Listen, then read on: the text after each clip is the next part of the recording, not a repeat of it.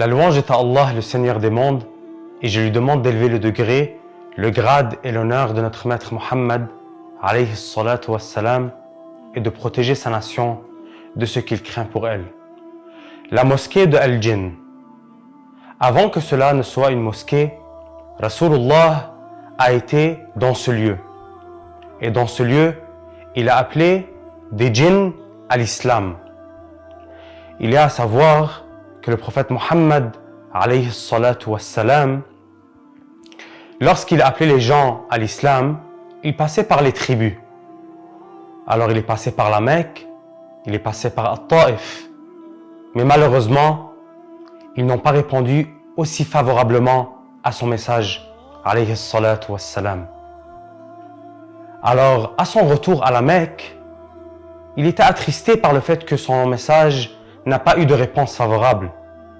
Alors il a croisé un groupe de djinns de Nasibin. Alors, il les a appelés à l'islam. Et il a été rapporté que Rasulullah, alayhi salatu wassalam, était avec Abdullah ibn Mas'ud, son compagnon. Alors, il a tracé une ligne sur le sol et il a dit à son compagnon de ne pas dépasser cette ligne, peu importe ce qu'il voit. Alors Rasulullah se rend à ce lieu qui ultimement est devenu une mosquée. Il est parti à ce lieu et il y est resté pour longtemps. Abdullah ibn Mas'ud a alors vu des hommes d'une allure particulière et d'une couleur particulière s'y rendre. Alors, il voulait se précipiter afin de protéger Rasulullah.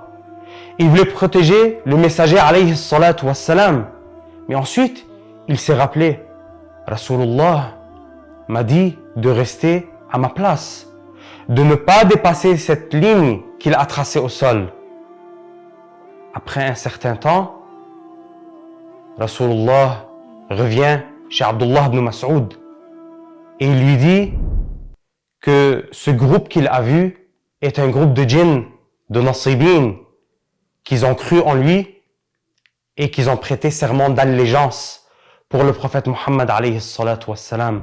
Donc, ils ont répondu favorablement à son message alayhi salatu wassalam.